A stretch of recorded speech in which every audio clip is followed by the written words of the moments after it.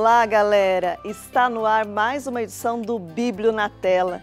E olha, vocês gostam de contos de assombração?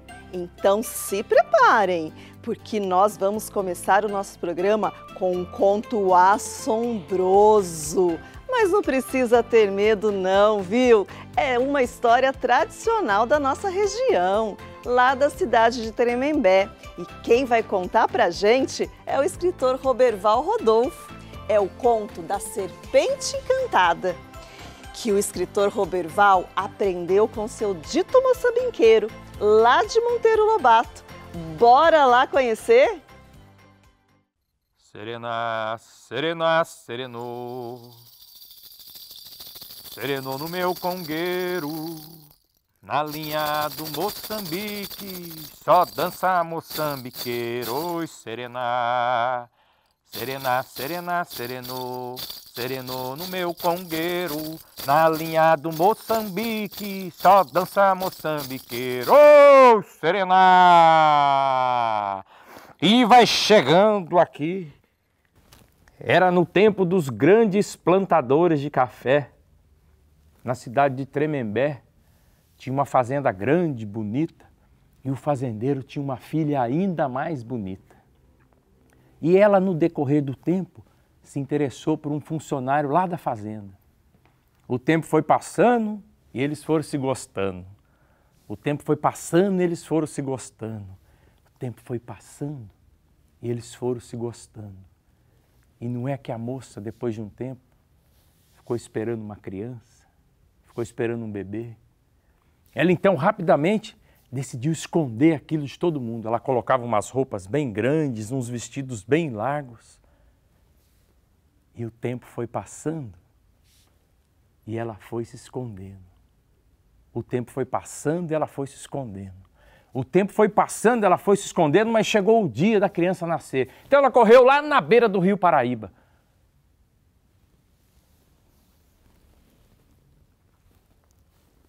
Boi, boi, boi, boi da cara preta, pega essa criança que tem medo de careta.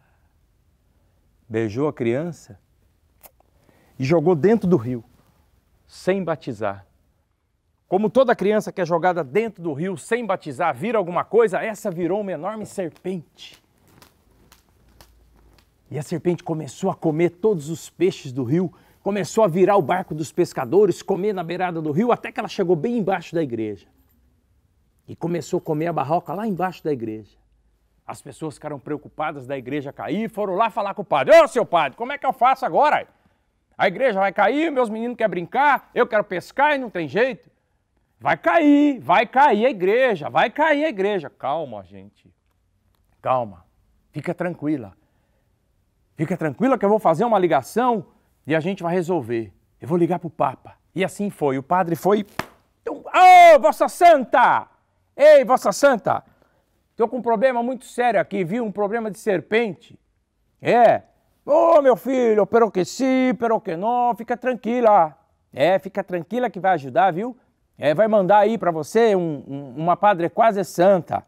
Tá? Pode ficar tranquila, meu filho. E assim foi. Depois de um tempo, chegou em Tremembé um padre quase santo. E vocês sabem, né? Padre quase santo, onde que ele chega, ele já vai benzendo tudo. E assim foi. Esse padre foi benzendo tudo que ele encontrou lá. Ele benzia para cá, ele benzia para lá. E ele disse para as pessoas, calma gente, calma, eu vou no rio. Eu vou entrar dentro do rio e vou descobrir isso. Ele foi, montou num barco e remou. Foi remando, foi remando. Foi remando. E o rio estava calminho. Só saía aquelas borbulhas lá do fundo, assim. O padre era quase santo, mas era um pouco medroso também, viu? Ele deu uma batidinha no barco, ó. E lá de dentro do rio, surge a serpente para falar com ele. Eles conversaram lá uma língua que só padre quase santo e serpente encantada entende. Abdômen, sonhos, que estamos atrapalhados comendo os peixes.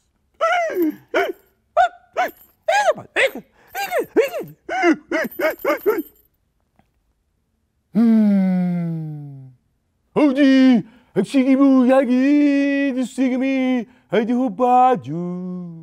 combinaram o seguinte, que a serpente ia atrás e o padre ia na frente remando. E assim foi. O padre foi remando e a serpente foi nadando. O padre foi remando e a serpente foi nadando. O padre foi remando e a serpente foi nadando.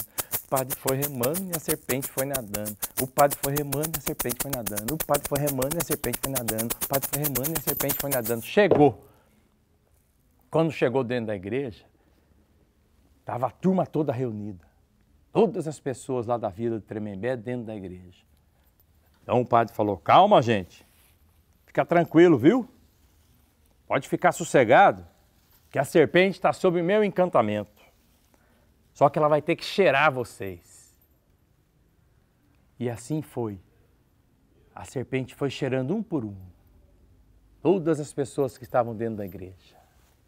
E foi cheirando. Foi cheirando. Até que ela parou em frente a uma mulher.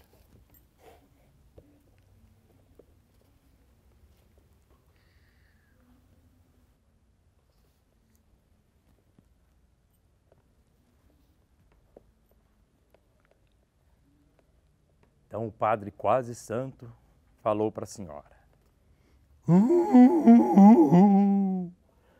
Senhora,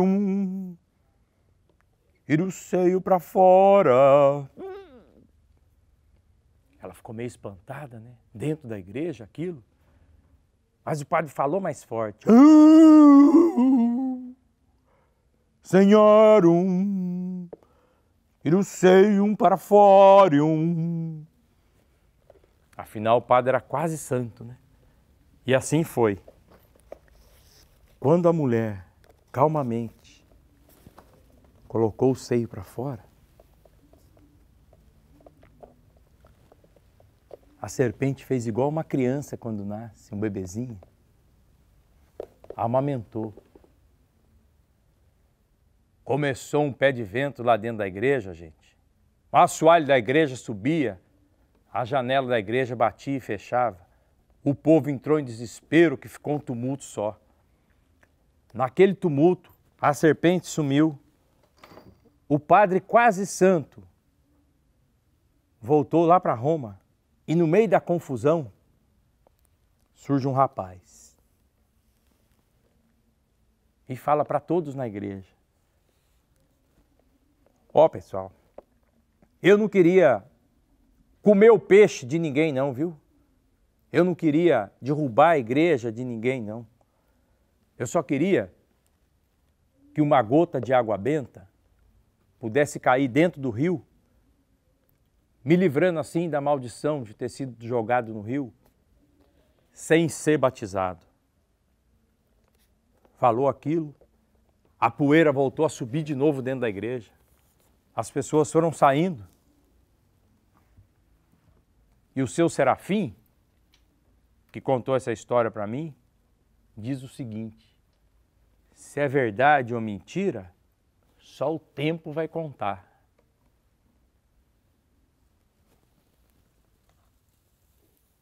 Mas em cada rio, quando você vê aquele redemoinho, aquela borbulha quando sai, é uma criança que está lá embaixo, só assim, ó, esperando para batizar. Ei, Serena! Serena! Serena, serenou! Serenou no meu congueiro, na linha do Moçambique, só dança moçambiqueiro. Oi, Serena! Serena, serena, serenou! Serenou no meu congueiro, na linha do Moçambique, só dança moçambiqueiro. Oh, Serena. Galera, que história de arrepiar! Toda cidade guarda suas histórias de assombração e causos de botar medo, não é mesmo? E aqui na nossa região não seria diferente. E se você curtiu, me espera, que no próximo bloco eu volto para conversar com o escritor Roberval Rodolfo, que coletou essa e outras histórias da nossa região para escrever o livro Um Grito no Vale, Contos Assombrados. Legal, não é mesmo? Então, não sai daí, eu volto rapidinho.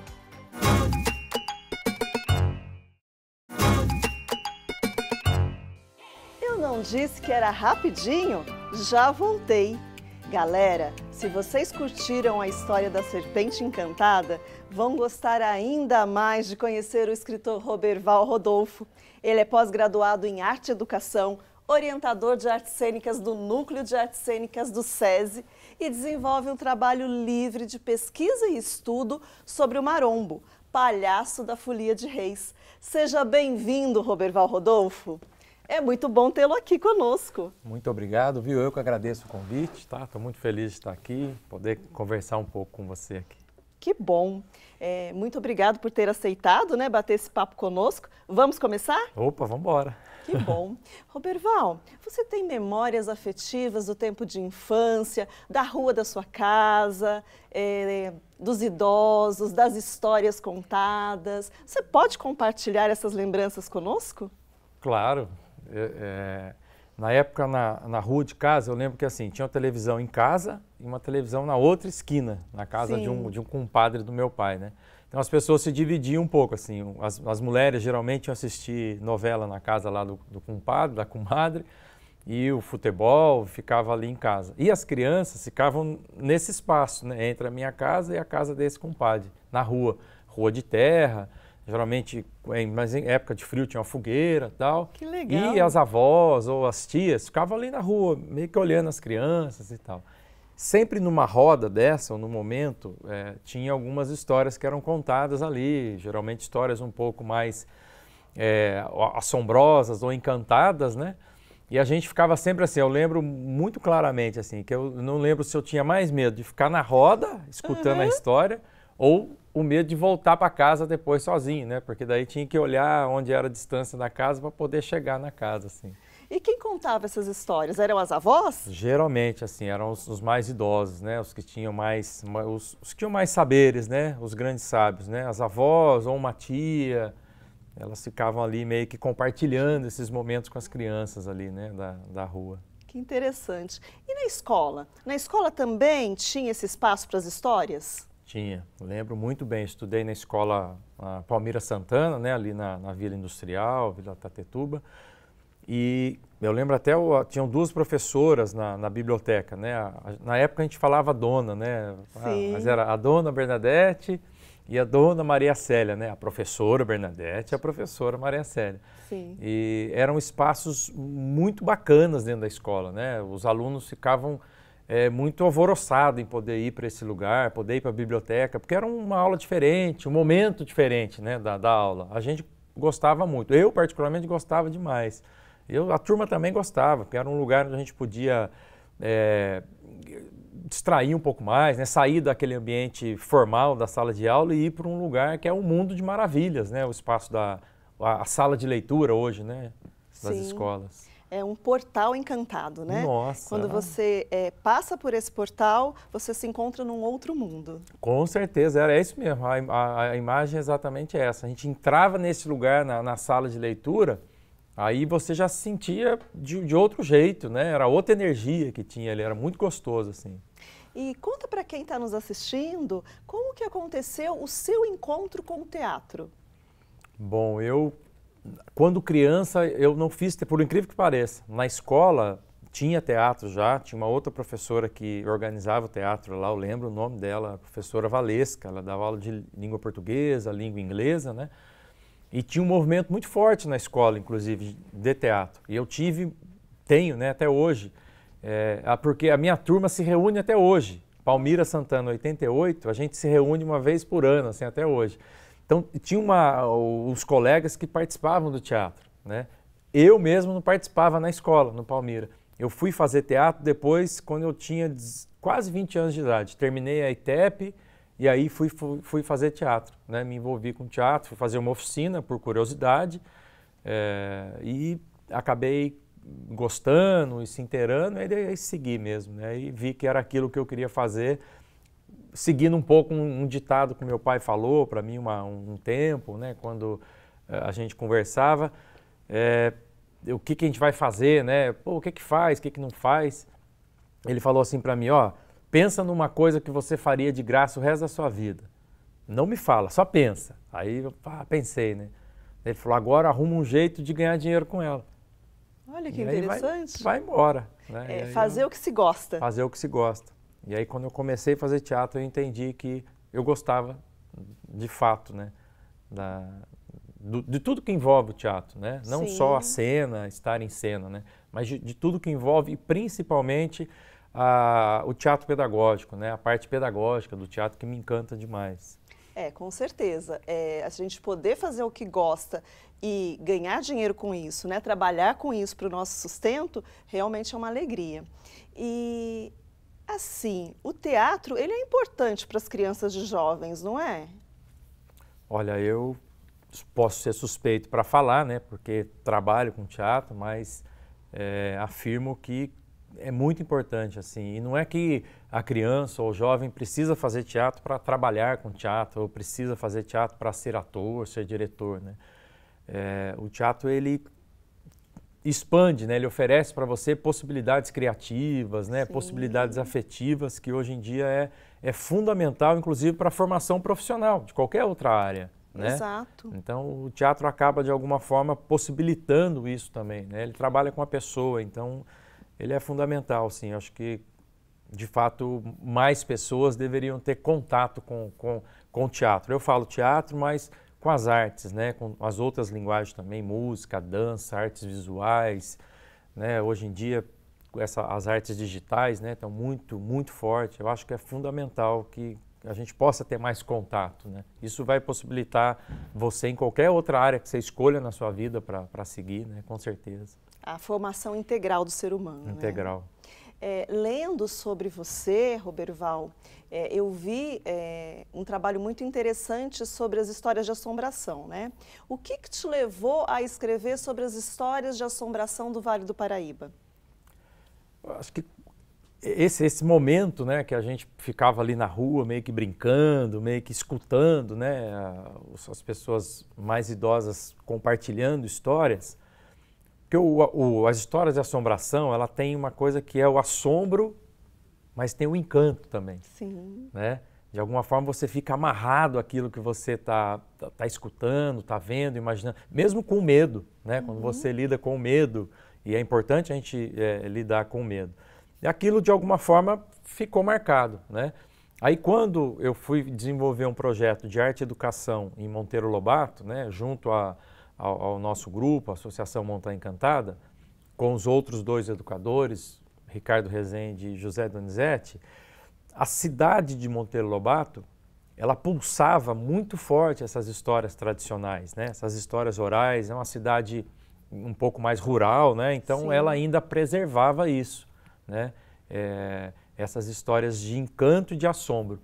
E aí, esse encontro, né? Eu fui coordenar esse projeto de arte e educação lá, e a gente teve um encontro lá com as histórias, né? As histórias, elas são vivas, eram muito vivas lá naquele momento. Aí a gente, de fato, entendeu que era importante a gente registrar também essas histórias, né? Porque, além das histórias irem se perdendo, né, a gente acaba que, de fato, em algum momento isso pode ser esquecido, né? Você diz registrar porque elas eram de tradição oral. Tradição oral, tá. Exato. E foi daí que surgiu o seu livro Um Grito no Vale, Contos Assombrados. Isso mesmo. Fala um pouquinho dele pra gente, então. O livro, ele surgiu neste projeto, né? O nome do projeto era Montanha Encantada, depois o grupo acabou adotando esse nome, né? Como nome de grupo. O conteúdo do livro, ele é basicamente histórias de tradição oral da região de Monteiro Lobato, e também a gente colocou na segunda edição, a gente felizmente conseguiu fazer 2 edições, né? A segunda edição ele tem também 10 contos, que são releituras dessas histórias tradicionais, já um pouco para que a gente possa comunicar melhor, né? Porque hoje a criançada já está super antenada, né? Eles estão no mundo digital, eles estão muito à frente, né, da gente. Então, para que a gente pudesse também fazer uma ponte entre a tradição e esse espaço novo agora, né, que é muito rápido, muito ágil. As histórias, a gente vê muito resquício de história tradicional, principalmente quando as crianças vão ver um filme ou nos jogos, né? Sim. As crianças, eles gostam muito de jogos, né? Então essa coisa de enigma, de mistério, isso encanta muito as crianças. Então nos fez levar. E o livro ele contém isso. A gente conseguiu fazer um recorte, são 10 histórias, né? Tem mais material, mas a gente conseguiu com muito...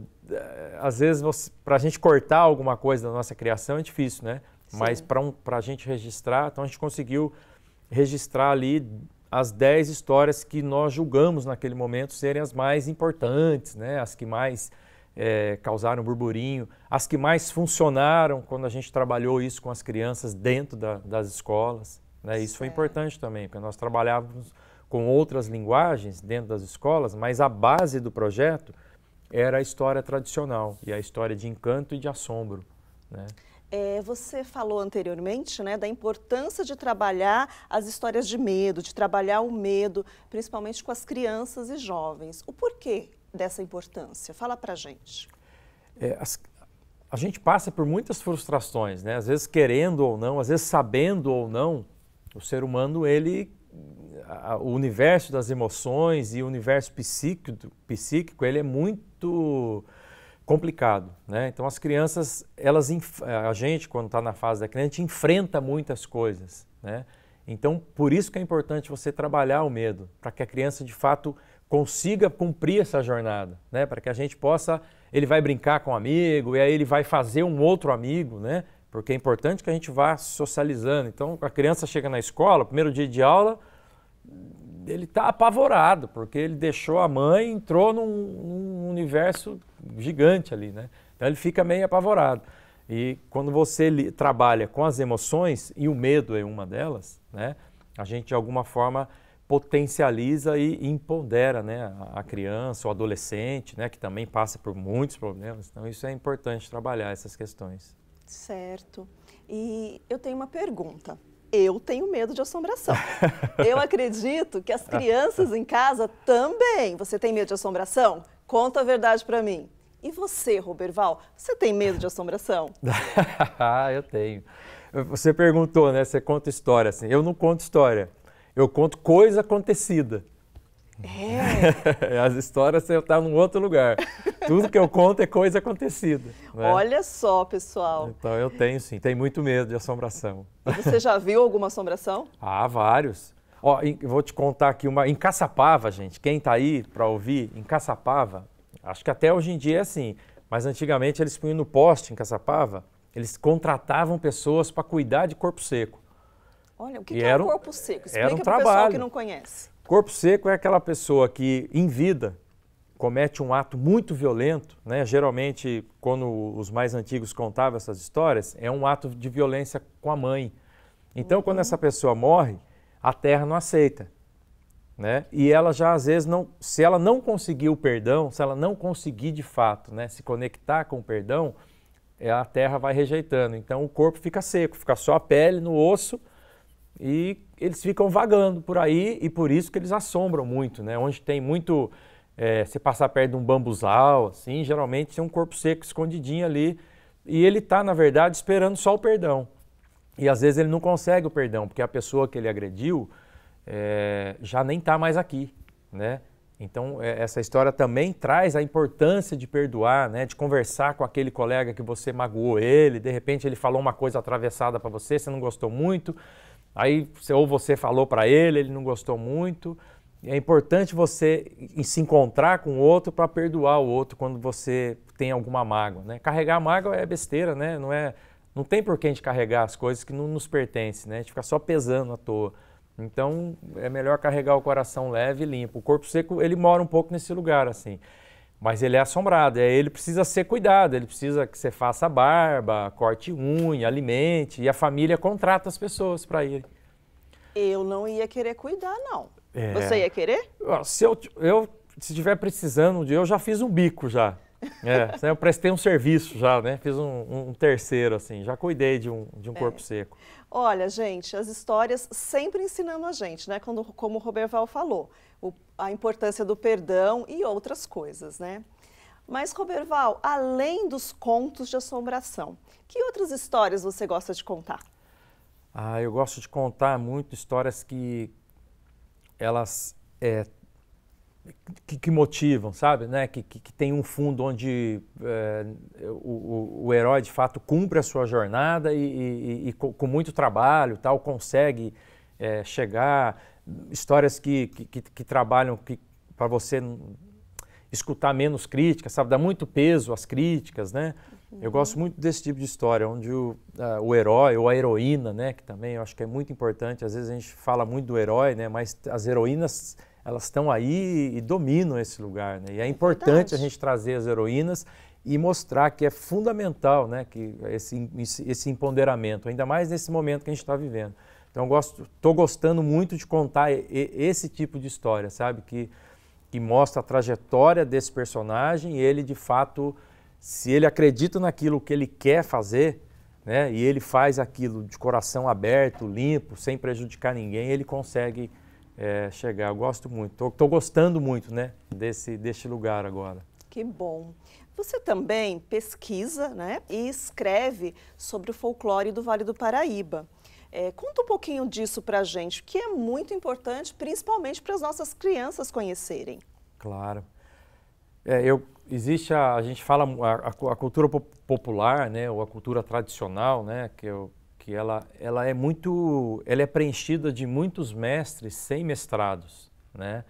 Geralmente são os mestres que ensinam uma folia de reis, que ensinam Moçambique, ou que te compartilham uma história, né, como essa que eu contei da Serpente Encantada, do Seu Dito Serafim. Ele é um grande mestre, ele é um grande contador de história, assim, que está além de qualquer técnica, né? Sim. Ele conta a história, ele compartilha isso de forma muito generosa, né?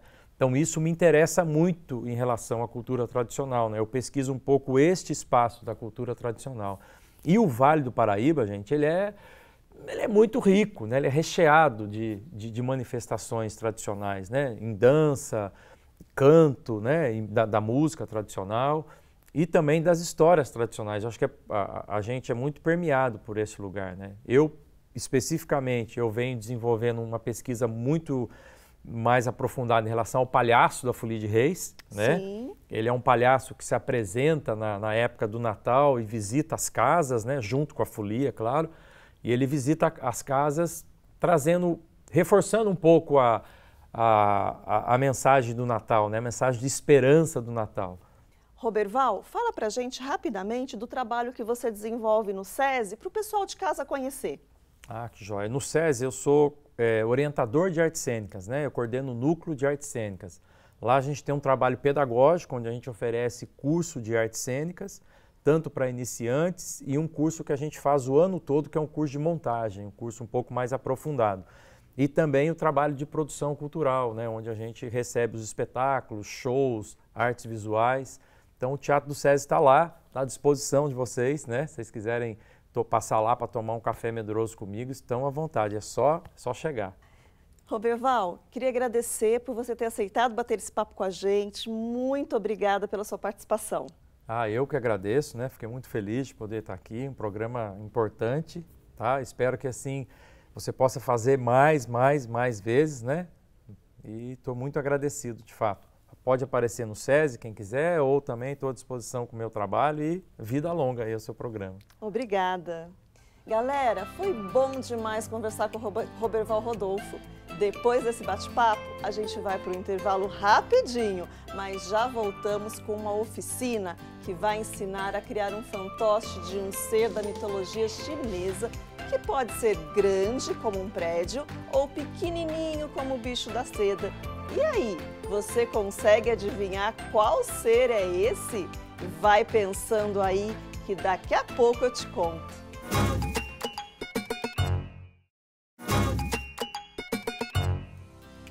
Já voltei! Que bom que você continua aqui no Bíblio na Tela.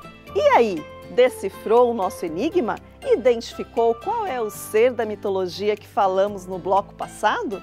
Se a sua resposta foi dragão chinês, você mandou muito bem. Até hoje na China é possível encontrar dragões em minúsculos chaveiros ou em muralhas de 200 toneladas. Mas o nosso aqui não é tão grande. É um fantoche super legal que você vai adorar confeccionar. Quem vai ensinar pra gente o passo a passo desse fantoche de dragão chinês é a professora Ana Paula Assis. É hora de criar! Olá, sejam bem-vindos para mais uma oficina de criação aqui no Bíblio na Tela. Hoje vamos aprender a confeccionar um dragão chinês. Esta lenda, ao contrário do que muitos pensam, não é nada assustadora. Esse dragão representa força, coragem e boa sorte. Bora fazer o nosso? Vamos precisar de 2 tiras de papel colorido. Estes daqui eu medi em uma régua, mas você poderá medir em casa do tamanho e formato que desejar que seja o seu dragão. Vamos precisar também de moldes. Aqui eu tenho o desenho da cabeça e das costas do dragão. Aí em casa você só tem que lembrar que esta criatura mística é uma mistura de animais: olhos de tigre, bigodes de carpa, orelhas de boi, chifres de veados. Ele tem uma grande quantidade de animais, inclusive o seu corpo é em formato de serpente. Capricha aí no seu molde, hein? Cola e 2 palitos. Vamos lá? Eu vou iniciar colando desta forma. Você aí em casa, se tiver dificuldade na hora de dobrar, é só pedir ajuda para um adulto, mas veja como você vai conseguir fazer sozinho. Eu vou dobrar vários quadrados, veja que fácil. Uma cor, outra cor, uma cor, outra cor e assim por diante. Vai virar, na verdade, uma sanfona em suas mãos. Veja aqui este que já está pronto. Vou escolher uma posição e vou colar à frente do meu dragão que já está colorido. Esses olhos de tigre. Aqui atrás eu vou colar a outra parte. Está pronto. Mas para brincar, para brincar, nós vamos colocar os 2 palitos. Eu escolho uma parte no final e escolho um dos quadradinhos na parte da frente. Eis que surge em suas mãos uma lenda. E eu deixo aqui para você hoje com o meu dragão. Muito boa sorte! Até a próxima! A professora Ana arrasou com essa técnica de criação de fantoche, não é, pessoal? E foi muito legal aprender sobre essa criatura mística que faz parte do folclore da China, não é mesmo? Show de bola! E agora chegou a hora tão esperada da dica de leitura. Galera, vamos descobrir a dica que a Ana Luísa preparou especialmente para o programa de hoje? Bora lá conferir? Oi, meu nome é Ana Luísa, eu tenho 9 anos. Hoje eu estou aqui para falar do livro Poder da Ação. Ele tem várias historinhas dentro dele e também é muito engraçado. Ele sempre acaba com uma historinha, um desafio no final. E também é para desenhar. E espero que vocês leiam e gostem. Ana Luísa, adorei a dica. Você mandou muito bem, menina. E se você aí de casa também curtiu, anota para não esquecer. Galerinha, o nosso programa chegou ao fim. Espero que você tenha se divertido. Eu confesso que eu me diverti muito com vocês. Até a próxima. Fiquem com o meu abraço.